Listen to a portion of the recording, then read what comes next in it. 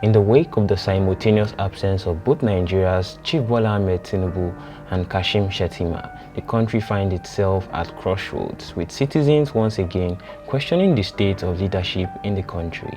This situation has prompted Bayo Onanuga, the special advisor to the president on information and strategy, to release a statement assuring Nigerians that there are no vacuum in leadership despite the official visit of Tinubu on a 2-week working vacation and Shettima being abroad for an official visit. According to Onanuga, the country's governance is on autopilot, with various state organs functioning as usual and the president and vice president fully engaged via virtual means, issuing directives from abroad. However, such reassurances are insignificant and insufficient in addressing the core issues at hand. The fact that the two highest political leaders of the country are both absent simultaneously raises legitimate concerns about the practical implementation of such absences on governance and the messages it sends about the leadership in Nigeria. While the presidency may point out to historical precedents where similar situations occurred under the previous administrations, the fact remains that the repetition of such occurrences does not make them right, nor does it validate the absence of the nation's most critical leaders at the same time. In a country where transparency and accountability are in very short supply, the physical absence of key leaders is symbolic of deeper systemic issues that may need to be addressed. Leadership, particularly at the highest level, is not merely about issuing directives or attending international summits. It is about presence, both symbolic and practical. While modern technology has made virtual governance a reality, there is an irreplaceable value in the physical presence of leaders. This is particularly true in countries like Nigeria, where citizens often feel disconnected from their government and where crises, both economic and social, require hands-on leadership intervention. The president and vice president represent more than just policymakers. They embody the state, and their absence, whether or not it disrupts the ability of the daily machinery of government, creates a vacuum in the eyes of the populace. In recent months, Nigeria has faced numerous challenges, from inflation to insecurity, and then to the rising cost of living, which has placed a significant strain on the average Nigerian. These are not issues that can be adequately addressed through occasional phone calls or virtual meetings abroad. The symbolic act of being physically present in the country during times of difficulty conveys empathy and a commitment to finding solutions. A president who chooses to take a vacation, no matter how working it might be, at a time when the country is struggling, risks being perceived as disconnected from the plight of the people. Onanuga's statement cites previous instances where both the president and the vice president were absent simultaneously, as if to suggest that it has happened before is acceptable. One such example is when former President Muhammadu Buhari and his Vice President Yemi Osinbajo were both abroad in 2022, with Buhari attending the United Nations General Assembly and Osinbajo attending the funeral of Queen Elizabeth II. While these trips were important, they were also criticized at the time, with many Nigerians raising concerns about the lack of leadership presence within the country. Repeating a mistake does not make it less of a mistake. It is also important to note that under Buhari's administration, his frequent medical trips abroad became a point of contention for many Nigerians. His prolonged absences, which sometimes lasted for months, were a source of national frustration, with citizens left to speculate about the state of government and even the president's health. The lessons learned from that era should not be discarded very quickly. Nigerians want and deserve visible leaders that remain engaged, particularly in times of crisis. While the Constitution may allow for the delegation of responsibilities, it does not negate the importance of a leader's physical presence in the country that they govern.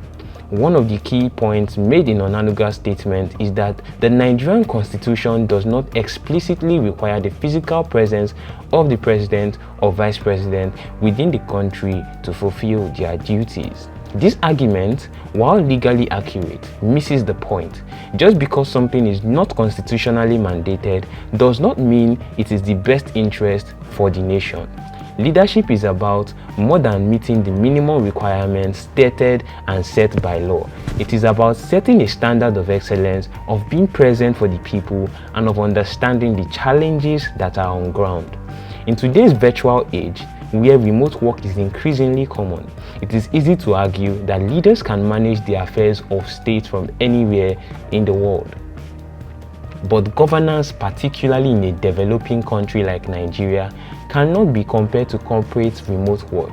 The issues Nigeria faces are complex, and they require leaders who are not only engaged but who are also engaged physically. When both the president and the vice president are absent from the country, it creates a perception, rightly or wrongly, that they are detached from the immediate concerns of their citizens. Nigeria has long struggled with issues of accountability, and the absence of the country's top leaders only exacerbates this concern. The president and vice president are the ultimate decision makers, and while ministers, service chiefs, and other government officials may continue to perform these duties and other responsibilities assigned to them, the absence of the country's highest office holders signals a potential lack of oversight.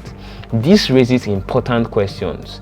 Who is ultimately responsible when key decisions are being made in the absence of the president and vice president?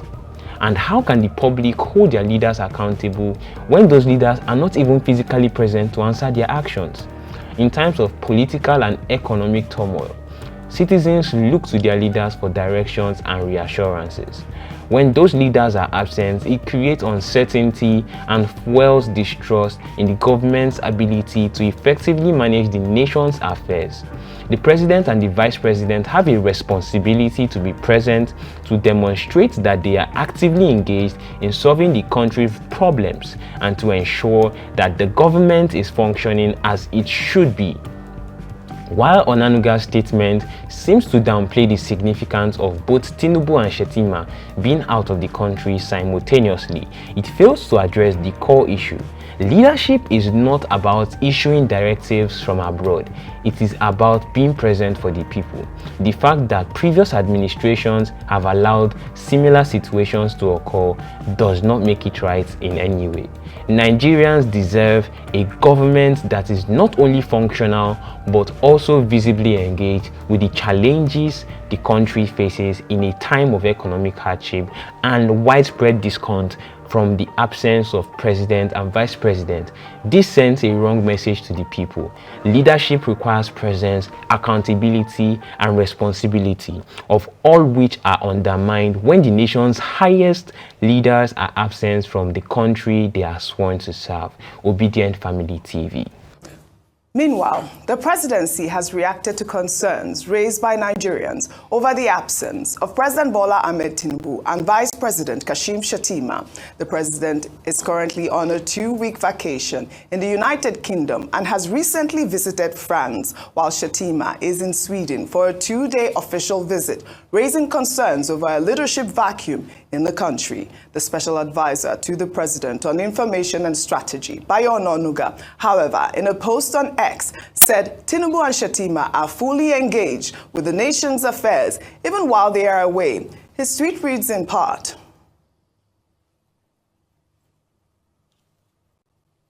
One, it is important to note that the president and vice president are fully engaged with the nation's affairs even while they are away. There is no leadership vacuum in the country.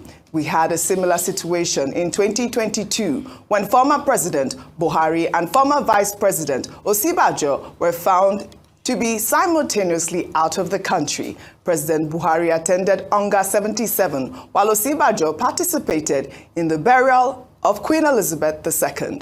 We have also experienced it during this administration between late April and early May this year, while President Tinubu was in London after visiting the Netherlands and Saudi Arabia, where he attended the World Economic Forum. Vice President Kashim Shettima left Nigeria, first of all to Nairobi to attend the International Development Association Heads of State Summit. After returning, he left for Dallas, Texas to attend the US-Africa Business Summit organized by the Corporate Council on Africa. President Tinubu returned home on 8 May. During this time, the government's machinery did not halt.